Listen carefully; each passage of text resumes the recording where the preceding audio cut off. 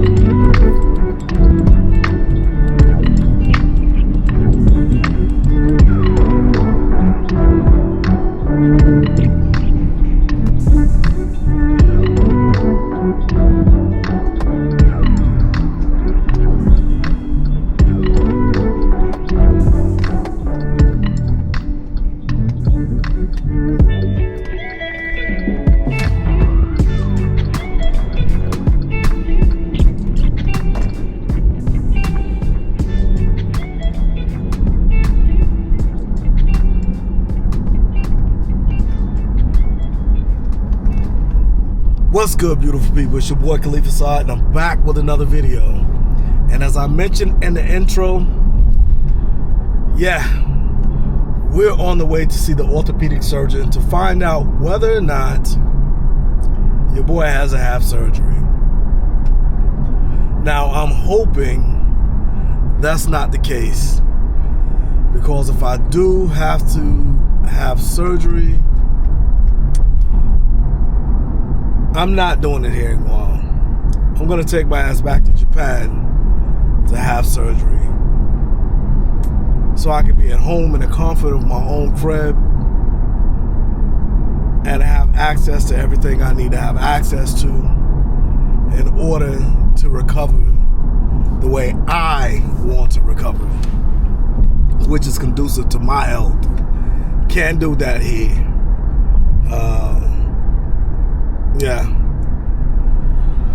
But like I said, I'm hoping that won't be the case. I really don't want to have surgery. We'll find out here shortly. And hopefully, if I don't have to have surgery, I'll get clearance to ride my bike. Now, I'm nervous about riding again. I've been asked by multiple people, are you still going to ride your motorcycle after being in an accident? And my answer is always the same. My answer is always yes. I'm still going to ride. However, am I skittish? Yeah. I'm a little skittish about getting back on a bike. And it's not so much me, my riding ability or capability. It's more so the people around me who don't pay attention. And I know some of you may be thinking, well, you're not paying attention right now because you're holding the camera and recording while you're driving. Shut up! No, but seriously, I'm watching the road. I'm not really looking at you guys. I look at you guys every now and then, but I'm primarily looking at the road. So I am paying attention when I'm driving. But there are a lot of people here on island that not only don't pay attention when they drive, but they literally cannot freaking drive. And as I always mention, it's not just the natives. It's people who have been transplanted to the island, whether that be from one of the other one of the other islands within the region, the Philippines, or Americans that come here as contractors, government workers, military, whatever the case may be. A lot of you can't drive either, so it is what it is. It's just a hodgepodge of people on Guam that cannot drive. So yeah, that does make me a little nervous. Although, you know, I've been here 2 years already, and knock on wood, I haven't had an accident. But I won't say the one time, because it's not the only time I've ridden in the States. But I go back to the States and someone runs a stop sign, and that's all she wrote. So yeah, the same thing could happen here in Guam as what happened in the States. So it does kind of change how I think about riding now. I still have a love and passion for riding, but I think there's a little PTSD wrapped up in that as well. So we'll see. Can't go riding right now anyway because my freaking registration is expired. So I need to go have an inspection done on a bike and get the registration updated. Hopefully if I get clearance from the doctor today saying it's okay for me to ride, I don't need surgery on my hamstring, probably sometime this week or next week I will go have the registration done on the bike. And that way it will be ready in the event that I do decide I want to get on it. Not saying that I will soon, but rather have it needed than need it not have it. So anyway, we're headed over to the Naval Hospital right now. Of course I won't be able to record because this hospital's not like the clinic in Iwakuni. The doctors in Iwakuni are very cool, down to earth, don't mind if you record, but it seems like the people over here at Naval Hospital in Guam kind of have sticks stuck up there. But I will be sure to provide you guys with an update as soon as the appointment is over, because I'm sure some of you are probably interested in what's going on, and for those who are not, then, you know, skip the video. But for my loyal supporters, I do want to be able to provide you guys with an update. So you guys just stay tuned, and I'll give you the update as soon as I'm done with this appointment. One eternity Well, later. ladies and gentlemen, we have just returned from our appointment, and I bet you guys can tell from the smile on my face that we do not have to have surgery. Turns out that my hamstring is actually healing very well, which was surprising to her considering how bad the rupture was. Now, I do still have a hematoma, which is like, it's a pocket of blood that's about this big in that area where I was bleeding, the muscle was bleeding.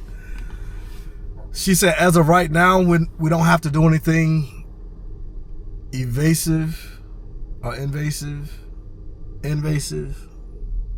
invasive. We don't have to do anything invasive to remove that blood. She's not too concerned with it at the moment, but if it does not go away, then she's going to have to do something about it. She recommended that for now I just use a compression, like a compression, I don't want to call it a stocking, but a sleeve, compression sleeve to help with it. And with the pain, she actually offered to give me some more painkillers, but I hate taking medication. Regardless of how much pain I'm in, I'd rather just suck it up and deal with it. I think I got that from my dad. Yeah. But anyway, I would just rather suck up the pain and deal with it. Eventually it's going to go away. But yeah, we got pretty much a clean bill of health for right now. But I do have to continue with physical therapy. She's going to put in a consultation for me to go to the physical therapist here and start some more sessions. So I'll be doing that in conjunction with the stuff that the physical therapist in Japan gave me to do to strengthen that bicep portion of my hamstring. So yeah, that is the update. Your boy is good to go for right now. She said I can go back to doing the things that I was doing prior to the incident or accident. I can ride bikes if I want to ride bikes. I can go back to walking. Of course, I won't be able to walk very far because I still got to deal with the issue with my knees. My knees were, the bones were bruised in the accident. And I have a follow-up appointment on Friday. Yeah, I have a follow-up appointment on Friday to see what the status of that is. But I think there's more than just bone damage. I think there's also tendon and ligament damage because my knees are extremely unstable.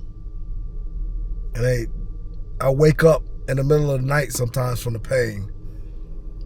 So still got to deal with that aspect of it.